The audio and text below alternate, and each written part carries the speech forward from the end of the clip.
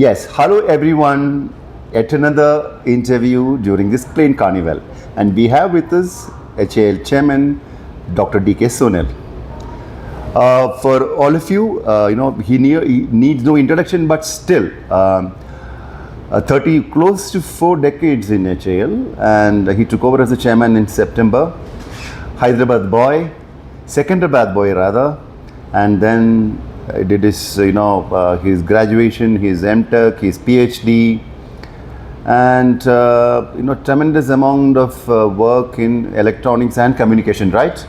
Yes. So welcome to this Tarmac Media House. This interview. Thank you so much. You're so busy, Dr. Sunil.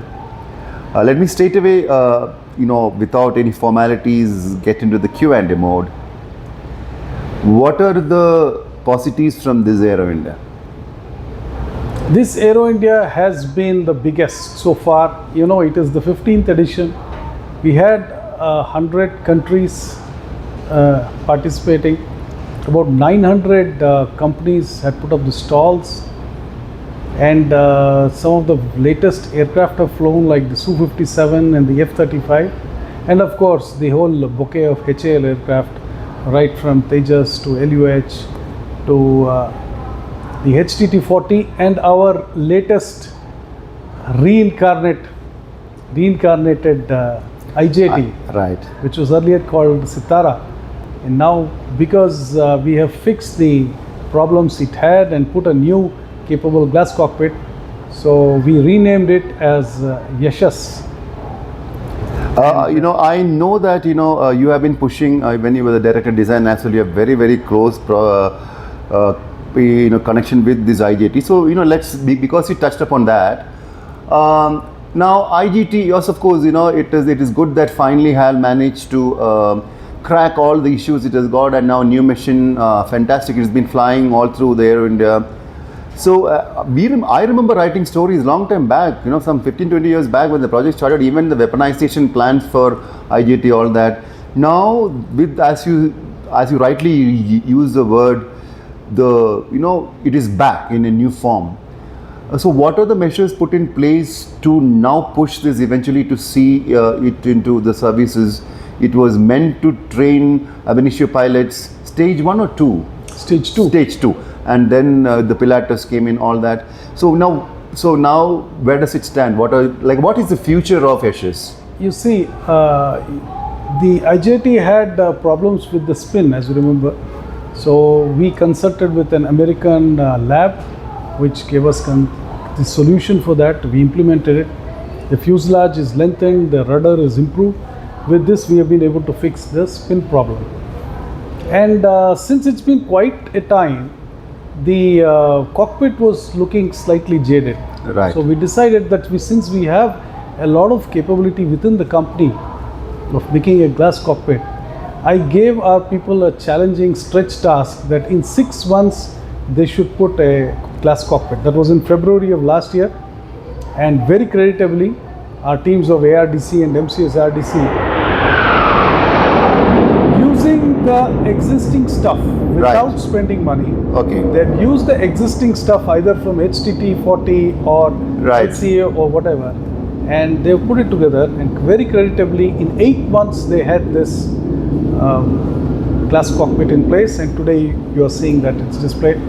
And even the Civil Aviation Ministry flew that, right? Yeah. Right. The one that is flying doesn't have the glass cockpit. Okay. But what we have displayed in front of our stall, that's the one. So I think we have fixed the problems, and now we have a very capable aircraft with a very modern glass cockpit. And we have spoken to the Indian Air Force. They have asked us to give it on lease initially. Some 12 numbers, right? 4 aircraft. We have 4. Okay. 4 aircraft. And they will start using it for their training, and not training in the sense of the cadets, but for their own purposes. They will first evaluate it. For evaluate it, AST and then it will go forward. So right, I'm sure in this new configuration, it's much more attractive and much more capable. So when you say much more, are you comparing with the existing platform what they're using? Is it the Pilatus? No, I definitely. If you look at the cockpit, it's absolutely brand new. Right. And very interestingly, we have added a voice-enabled Cockpit. capability. All right, It's okay. called the VAX, Voice Activated Control System. Okay. So, for example, the pilot could say just fuel, and it will read back the fuel to him. So he need not press buttons. So the pilot workload comes down. So the idea is to make it a voice-enabled cockpit and reduce the workload. So that is a latest technology which we had already tested it on the Hawkeye, which we have, and now we brought it into this. Right. So we also have a technology called Virtual Training System, Right. VTS, which we have already debuted in the Hawkeye. Right. So we will bring it into this. So what we see is that those capabilities we can add and make it a much more capable aircraft, and it will definitely grow into a future. Yeah, because since we lost some time because of the various delays with this project, and now you have cracked it, are we also looking at some numbers for Yashish now once the feedback comes back? Because off the record, have this told anything? These many numbers would come for training from Air Force, or is other services are also looking for this, something like that? No, no numbers have been mentioned. But since we have now talked about this, so the Air Force has said, okay, let's try it out and let's see. Right. Right now there are no numbers, except they have said you give us on lease, and let's see as it goes along. Right. I think it will take some time as they use it and perhaps see its capabilities. Right. Perhaps it will go forward. Okay, now I will just speed up the questions because I know you're busy. Project-wise, HTT-40, how is the production line going on now? Yes, we have already started Okay. in Bangalore, the production line, and Nasik. We'll produce about 10 aircraft in Bangalore and the balance in Nasik. All the detailed parts are ready, and now the formation of the aircraft will start. So we are very confident that this aircraft by September is when we have to start delivery. By that time we will be able to make the aircraft and start rolling it. And how many were the numbers? The 10 numbers we will produce in Bangalore, Okay. and 60 in Nasik. So And out of the total 70 okay. on order. All right. So are we confident of getting some follow-up orders on this for this? there is a option of 36 numbers. More, yeah, okay. Once we deliver, I hope definitely it will go up. All right. So, another thing I want to ask you about the fixed wing, of course, like Tejas, probably I'll keep it at the last. IMRH. The IMRH is a big project for us. 12.1-ton helicopter. The preliminary designs have been done. Now we are progressing towards CDR.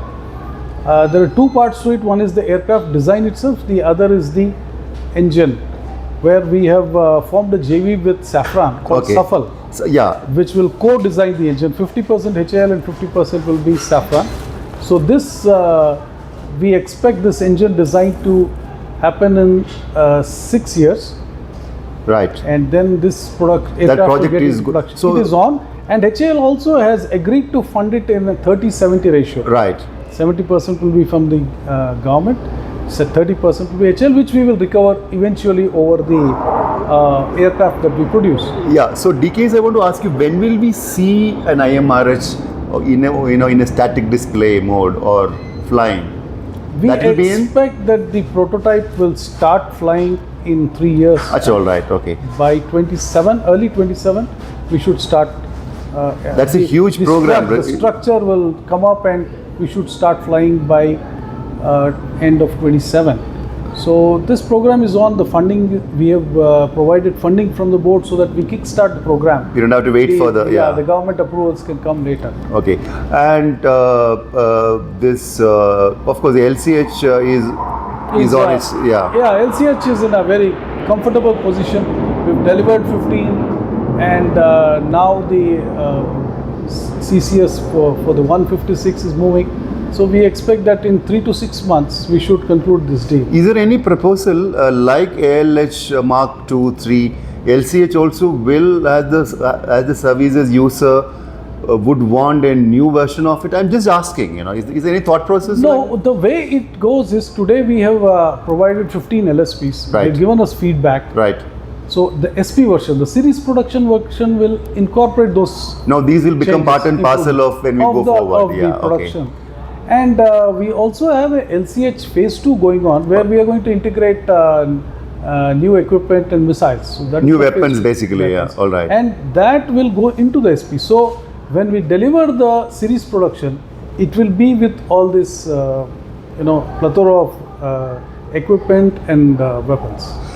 A lot of attention on this CATS warrior, and you might have seen now Indian Navy has gone with the private agency, an Indian company for for the loyal wingman,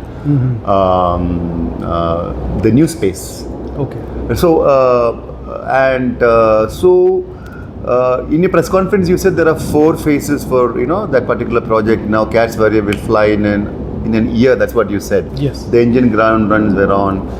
So now this is something which a lot of companies are doing, and are you hopeful that the services will now, because now you're doing with your own money, but you're sure that Air Force will come forward and back you with orders?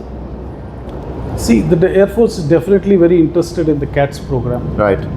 So what we have set a focus for ourselves is to first develop those technologies. You see, the critical technology is what is called ATOL, automatic takeoff and landing. Yeah. That's very important.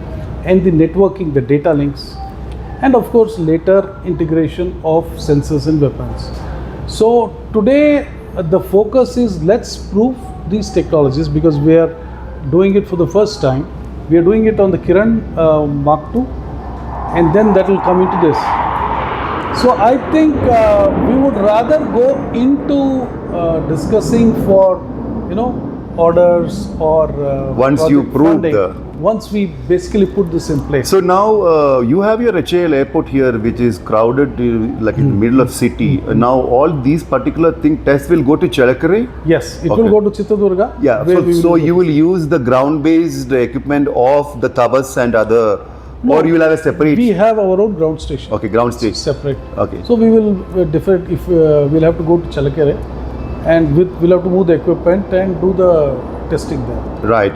And what will happen to the second part of that particular project? One is the CATS warrior. The second one is Hunter. CATS Hunter is still under aerodynamics and CDR.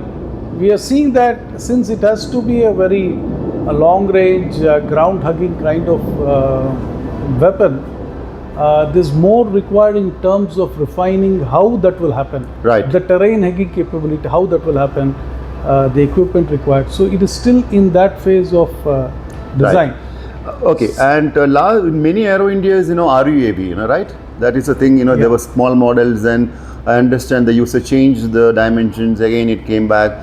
We didn't hear anything this Aero India about that project, or I might have missed it, I don't know. No, it is ready. In fact, we did put whatever we have put in the India Pavilion.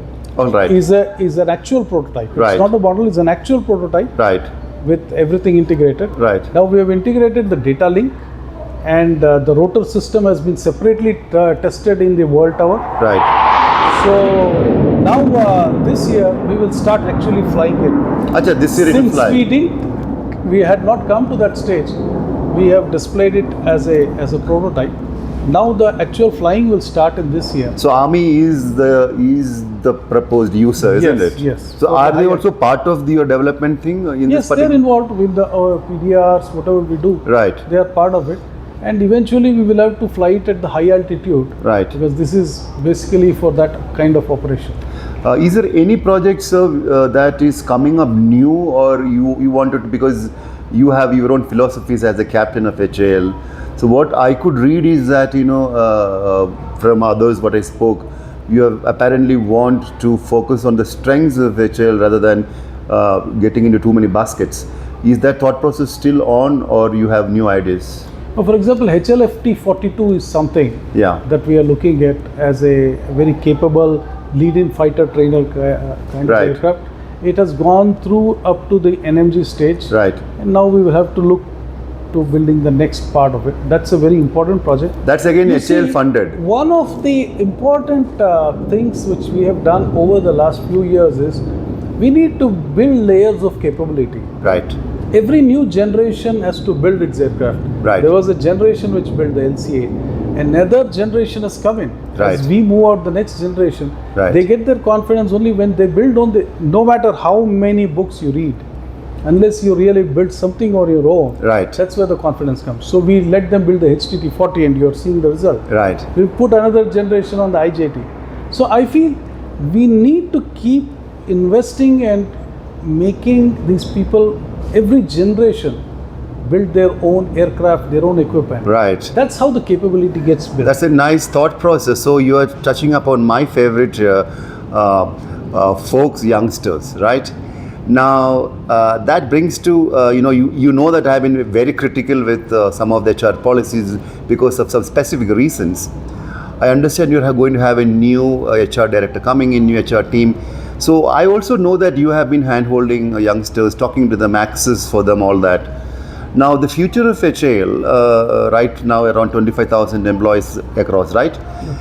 Now, since you have this, every generation should make their own planes.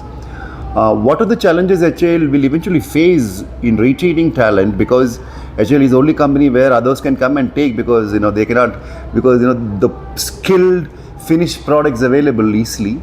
They can be tempted, lured, and it is happening. So that's a big challenge for you to retain talent, isn't it? I think this is an existential problem that's there right from the day I joined HAL. We were 81 in our batch, and today we are about maybe 15 left, and all of us are at the top echelons of the company. I think this has been there always because the public sector generally cannot match what the private sector does. So my only message to all my youngsters is I have survived in this company only because I love the job. You also had tempted offers? Yes, tempting of course. offers? Yes, of course. Initially they were, but it was the love of the job and what we do. That's what holds us in the company. Yes, of course, our pay scales have been improved. They are much better compared to what were earlier. And we also introduced a host of benefits, like we have a post-retirement medical, we have a insurance, a pension funded by the company, and we've improved on a lot of things, like we have a reward scheme, and in future this is one of the focus areas, that how do we recruit people, how do we keep them engaged. So I have some ideas I understand, of course. In terms of learning and development, Right. learn as you wish rather than today a formal where you go to HMA and do it in a formal way. Many times they're too busy to be relieved. So I have proposed the idea of a sort of net-based learning where they learn at their own pace, Right. take the exams. So I think we will put in place like this, as you have said, to look at our younger population. Definitely we will be coming up with more changes. Yeah, great. I want to also stick to this thing and ask you, one of the thing again, what people talk about, there were a lot of, means promotion is something, a very emotional thing. You have set in your thing, it is not that D K Sunil decides because there is a pattern put in place. But as someone who is very, very connected to youngsters and to talent, all that is what we hear. Are there some grey areas with the promotion policies of HAL which you would want to now polish so that there could be less people cribbing? You see, it's inevitable, it's a pyramidal structure. So obviously we can't have everyone promoted. That happens. But we have these two schemes where we have an IMS scheme. We have also introduced what is called PIMS. I mean, right. If you have missed an IMS, but you're still considered good, in the next year you will be on top of the list. So this we have introduced, and of course the DPC. So the promotional opportunities are increasing because we have a lot more. We have opened a Tumkuru division now, and I am sure as the work expands and more divisions come up, we will definitely, these avenues will increase. Right. What happened to HAL Kerala? No news at all, because I was there for the foundation blowing ceremony in 2008. After that, is it still there? Yeah, it is making some products with a link to the avionics division, right? Hyderabad, it's a sub-office of the avionics division, and some electronics are still being made there. Right. So now Tejas, I'm a Tejas man, and you two are, and all of us are. So we have heard enough of Tejas, all that. Engine issues are getting sorted out. The planes will come. 4 Mark 1 Alpha. We saw one through the prototype. Now more orders expected. 3 assembly lines. 2 in Bangalore and 1 in Nasik. Now, is there anything that you wanted to sum up on the production plans on Tejas in the next at least 2 years, this year and next year, starting from when the engines start coming? See, our focus has been on increasing capacity. So we invested 500 crores already. Another 500 crores we have sanctioned in the board, and that will be spent on the third augmentation of third line. Augmentation. Simultaneously, we have also given a lot of orders to the private sector. Right. Like VEM Technologies, L&T, Tatas, to give us assembled fuselages. Right. Now that's still work in progress. They have delivered something, but we need to ramp up. Dynamatics has done a good job. So we also have extra capability in the private sector. So I expect that will ramp up in the coming year. Then we will have this capability, as I said, 24 plus. And as this private sector also ramps up, we will have upwards, my expectation is up to 30 by 27. But immediately the Nasik plant is already started. The first aircraft has come to equipping. So I expect that March the first aircraft would roll out. And here we already have established 2 lines. And as you have seen, the 3 Mark 1As we flew this time. So I think the focus is on we are putting in the money, we are putting in the efforts. And as you know, the engine has been a showstopper, but now the technical problems are behind us, and GE is assembling the first engine, and in March they will give us the You went to US to GE, we are aware of that. Did you also talk to GE officials here during Aero India regarding this? Yes, the team had come. Can you here. just throw something what can be spoken? No, it was just a courtesy meeting just to follow, where we are, and they confirmed that whatever they have assured us of 12 in this year. Did they also confirm, sir, that these kind of things wouldn't happen again? That would upset our plans? No, you see, when I went and talked to their top management, and we had a detailed, we even talked to their sub-vendors, we realized that there have been some structural changes in their economy post-COVID. Right. Companies have shut down, people have died, they've been laid off. So ramping up back has been a problem for them. So we did understand that there was a genuine issue, and they have addressed it, and we are also convinced that now we are on track. So in this calendar year, they have promised us. I want to just ask, one thing what quite often, you would have also seen it now that your new thought process, your way of dealing things, quite often, not just HAL, a lot of India's aerospace defense programs run into time issues, deadline issues, quality issues, all that. And now that you are at the hot seat, captain, having a bird's eye view, control, all that, what is that you feel that, we need to do, or what is the issue? Why these things get, because people without knowing quite often attribute many things, especially, the awareness of people have gone up big time, lot of reading material for them. So it is not easy now, people understand things. I'm talking about Aam Aadmi. So why is that quite often the word delay get associated with PSUs? No, I think there is a historical context. The feeling has been that if it is government or government related, it's automatically inefficient, which is not true. If you look at our results, we announced the results yesterday. Year on year, we are doing well. Our profits are going up. We have almost 30% of the shareholding is with the public and the major corporations. So I think we have cleaned up our act. We had 35,000 employees. We are at 23,000. We've cleaned up our act. We do much better. Our performance is better. So perhaps that is something historical, that anything government or related is inefficient. That I don't think is true today. If you look at our share price and our value and our standing in the market, it is second to none. Secondly, I think the way I look at it, it's a combination of things. What you are alluding to about delays and so on. I would say the primary reasons would be scope creep in the scope of the project. Secondly, the efficiencies of quantities which have now come in. Right. Earlier you would produce less, but now the quantities are up, so your sourcing improves. Thirdly, I think the technical aspects. The technical aspects, the iterations that happen, perhaps we tend to underestimate it. So these things, project management has to improve. We are putting in a lot of effort. We are training our people in project management to ensure that the clarity in the whole flow of the project happens.